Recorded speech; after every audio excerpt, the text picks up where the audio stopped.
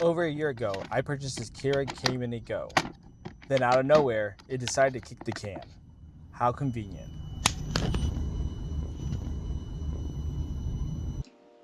Instead of tossing it, I decided to try to find the source of the high-pitched sound and repair it so I can bring it back to life. What surprises me is that I haven't found a YouTube video on disassembling this particular unit, so I'm going to assume that I'm the first one to do it. This is the only time you will need a Phillips head screwdriver, just for these two bottom screws. The water reservoir cover is actually what keeps the rest of the components in place, including the main control board. Quick heads up before we continue. Be sure the Keurig unit is unplugged and discharge the internal capacitors by pressing and holding the main brew button for at least 20 seconds. These three sides are all one piece, and there are multiple hidden tabs that secure to the top and the base of the unit.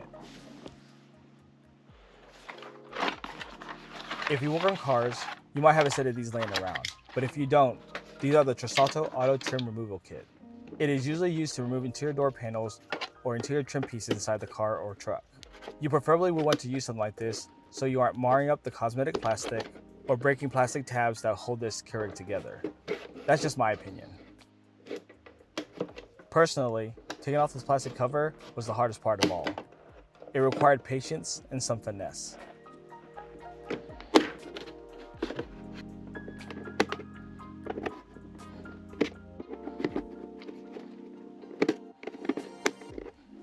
When the side tabs are visible, I grab a hold of the sides and slowly start wiggling them outward to make sure the tabs release from the front face cover. You should be able to start wobbling the bottom of the cover towards the rear of the Keurig, where we first initially remove the screws. After adjusting the Keurig cover so it won't slide back into the tab openings, I use a tool again to release the top tabs on the rear of the unit. With more additional side tugging, the Keurig cover should eventually come off, hopefully with all the tabs in place.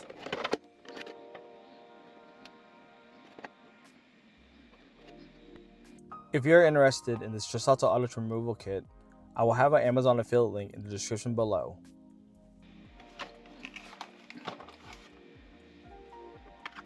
There are two black tabs on the bottom that holds the black casing inside, which is also used to secure the main control board into the Keurig. There are grooves inside which the main board slide into that prevent it from physically shifting around inside.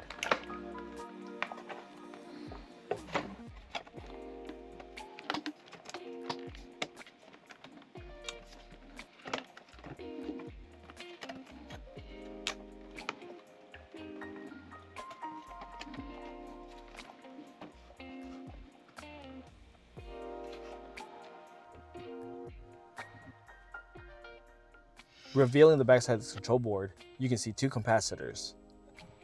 This blue one is good because the top is flat and not bulging. But on this black one, you can see the bulging cap, and the rust color you see is a sign that the capacitor is leaking. I don't know how or why this happened, but after powering it on off screen, I can verify that it was the source of the high-pitched noise. I'm assuming that noise is the capacitor leaking. Heads up on this portion of the video. If you made it this far, thank you. But also, I was unable to fix this Keurig by desoldering and resoldering a different capacitor onto this control board. I still think it's valuable to see that even though the direction I was taking did not lead to a resolution, that it's possible to quickly pivot and find a different path that leads to one. Now that I figured out that more than one component is defective on this control board, and that I also hit my knowledge limit on troubleshooting, the more reasonable part of me started to speak and told me to go on eBay in hopes of finding another control board for sale. And fortunately enough, I did. 1 week later. The package finally arrived. Let's take a look.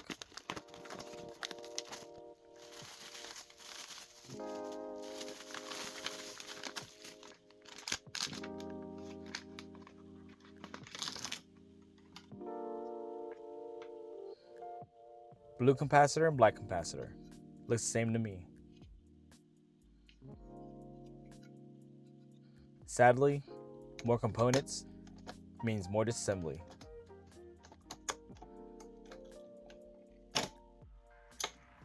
Before removing any of the wiring harnesses on the board, I would strongly recommend removing the ribbon cable first. That probably has the highest percentage of kinking and bending, especially with the amount of maneuvering you will be doing just to get the control board out.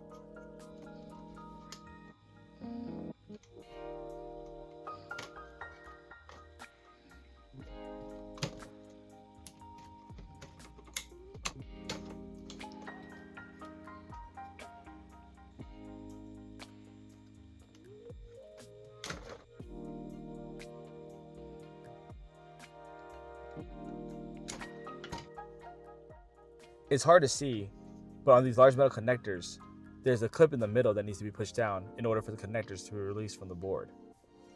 Here is an example of how I took out these 3 connectors.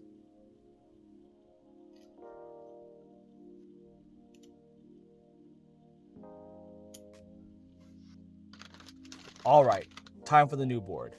When dealing with components that have multiple wires and connections, I would recommend taking a photo of everything before you remove them, so you can use those photos as a quick reference or diagram to be able to pick up where you left off.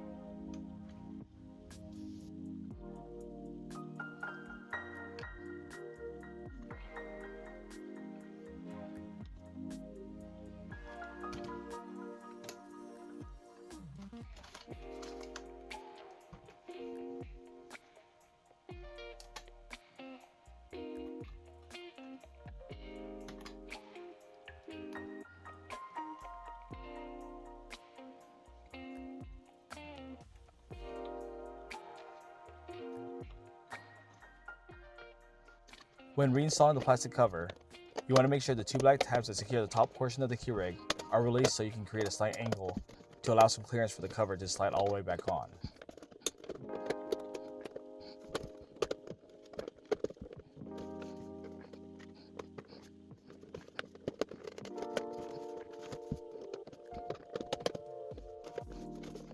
The total time it took me for reinstallation of the cover was 3 minutes and 32 seconds.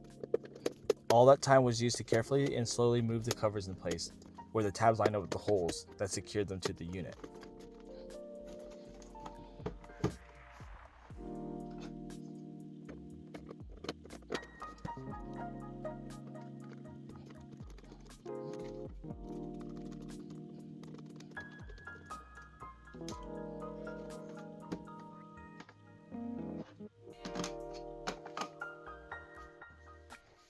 Now with this Keurig unit back in one piece, let's test it.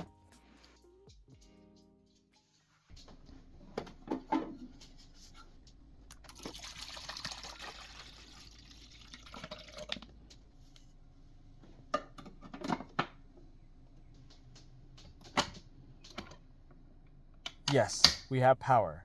Now let's see if we have full operations. First, more water.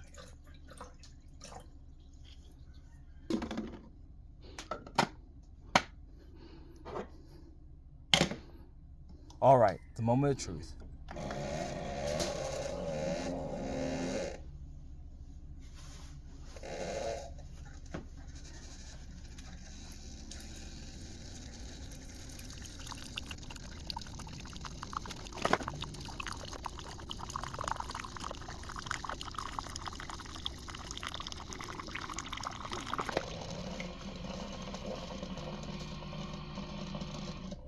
So, with this test, we proved that the unit functions with no restrictions.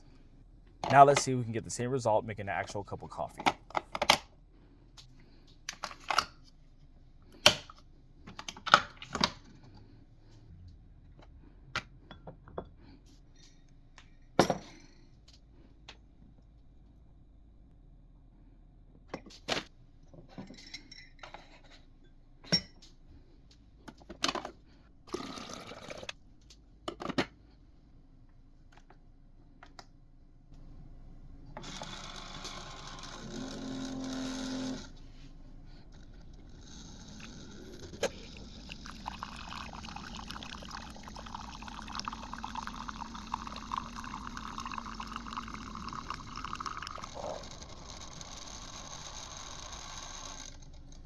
It's official, my Keurig is reborn.